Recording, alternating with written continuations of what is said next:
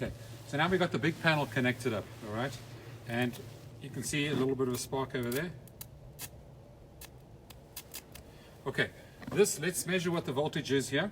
And you can see I'm not too scared about this because only one single panel. And that is 35 volts. I don't know if you can see that on the camera over there. 35 volts, one panel. Now, 35 volt panel is not going to charge a 48 volt system, okay? Because you can't charge a 48 volt battery with 35 volt panel. Okay, it's so what we're going to do is, and you can see 35 volts, you can't really feel anything, all right? If you put it on your tongue, you're going to feel it, but that's not what I'm going to get to do. So you can just put it on your tongue. No, I'm just kidding. So, and we're going to see how many amps that is. And this is the first thing I ask people to do when they say, "Oh, we're getting voltage from our solar panels." In other words, we're getting 37 volts. Okay, 35, 37 volts. And then I ask them to touch the wires together, and they say, "Well, it's not charging let's say it's a 24 volt system so that you can charge with 37 volts, all right? As long as your solar panel voltage is higher than the battery voltage." So I ask them to pull the wires out the inverter and to do that if they don't have a meter. And if there's a big spark like that, you know there's power.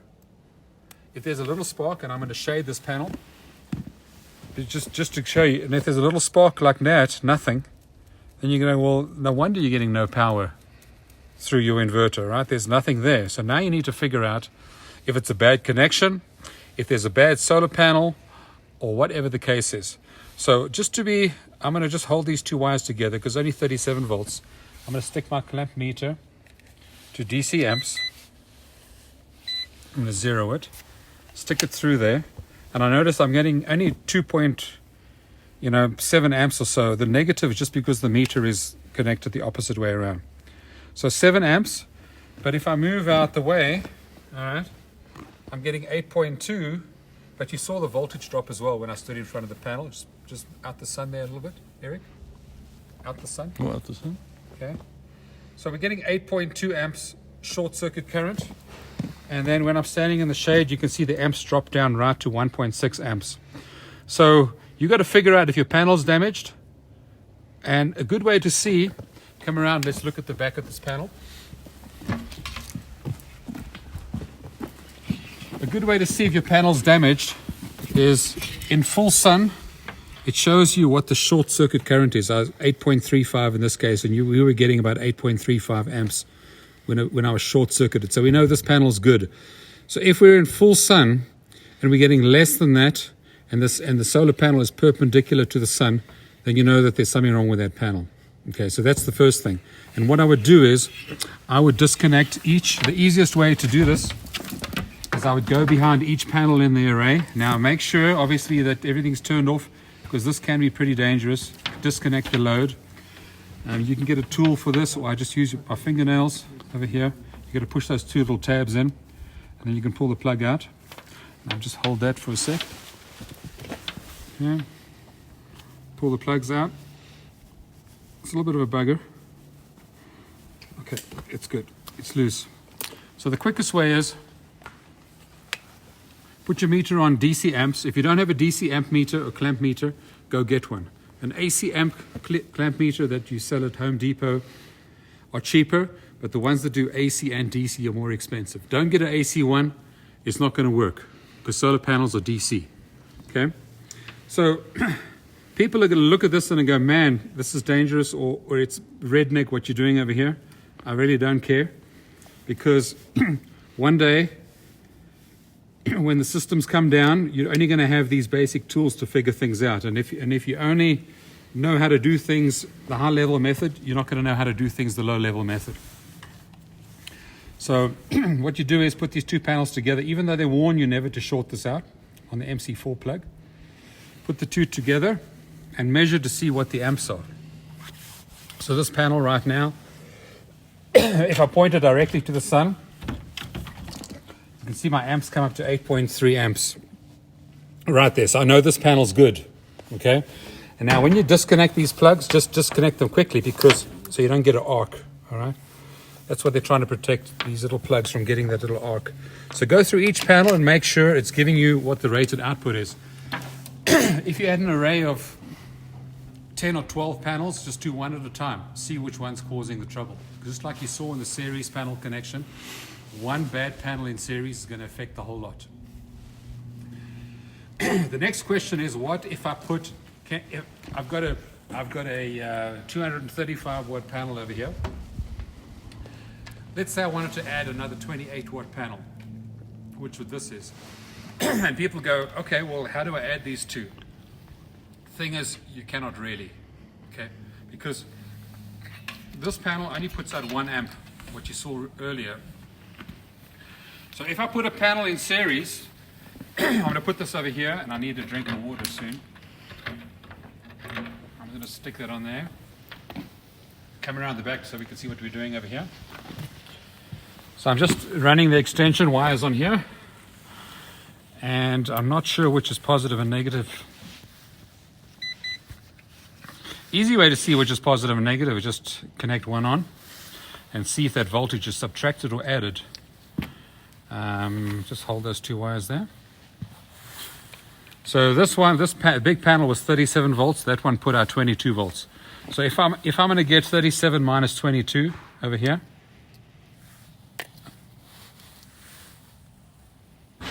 so I can see this one panel is subtracting from the other.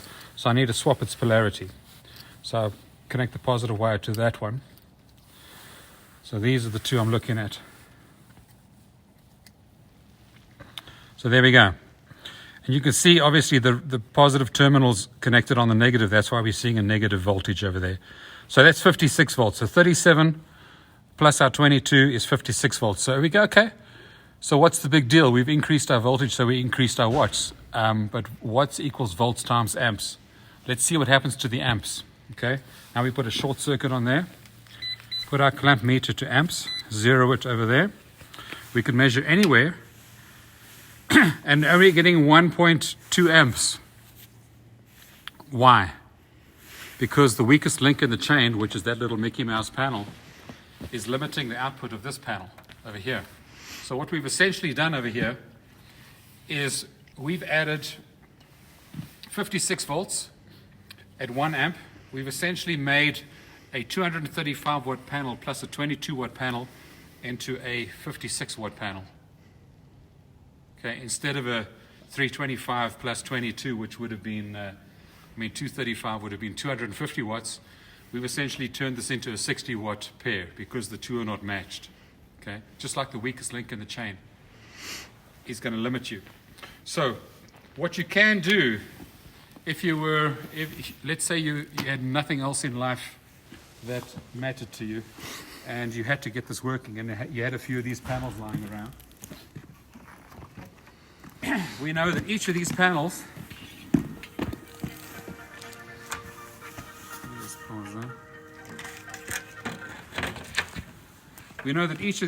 puts out 1 amp. So if we put all 3 panels in parallel, like I showed you earlier, to give you 3 amps, and it's going to add the voltage of 22 volts, okay? 22 volts plus 37 volts is going to be, sorry, my mind went blank over there. So it's going to be 56 volts. 56 volts times 3 amps is 150 watts. So even though we've added these 3 panels, this whole system's output is still going to be only 150 watts. Okay, so we're going backwards by adding small panels, and unless we can match. So we know that this solar panel puts out 8 amps maximum. So if we had 8 of these guys, put them in parallel, then we're making an 8 amp link in series with an 8 amp link. Then we can essentially add, this would be 8 of these 22 watt panels, would be 160 watt. In series with a 235 watt, we'd get 320 watts, roughly double. So that's the only way you can get more power out of putting dissimilar panels together. Okay. Okay, so the question was asked, how is the ideal method if I only had 4 panels? And pause there, let me go find a 4th panel. I found some more panels. So if we got 4 of these panels right now, it's possible to kind of maximize the output. And we just discovered now by putting these all in parallel, if they only give 1 amp each, it's only 4 amps, and that puts out 8 amps. So we cannot put these panels in series together. In other words, a link that's can handle let's say 400 pounds, and a link that can handle 200 pounds together. The chain is limited to 200 pounds. But there is a way to do this. We know that this panel puts out 37 volts, and we know that each of these panels put out 22 volts. So we can kind of get the voltages similar by putting two panels in series. And if we put two panels in series, we're going to get roughly 44 volts. Okay? And we've seen that before. I don't need to show you that again. If I put two panels in series to make 44 volts, and they're going to give me 1 amp out, that's 44 watts. Okay? This one puts out 37 volts at 8 amps. If I had to put these two panels in series making 44 volts in parallel with this panel making 37 volts at 8 amps, we would roughly get about 40 volts at 9 amps, 8 amps plus 9 amps. The thing is, you've got to kind of match the voltages together before you join them together in parallel. Now, that's where a combiner box comes in. The combiner box has two diodes in it, one for each series parallel string, which means that the panel with a higher voltage cannot feed back into the panel with a lower voltage. So it's like a one-way valve, so that the two panels are not fighting each other. So if we had a combiner box feeding the system, we'd be able to get out 9 amps at 40 watts would be roughly 390 watts out of two of these panels and one of those.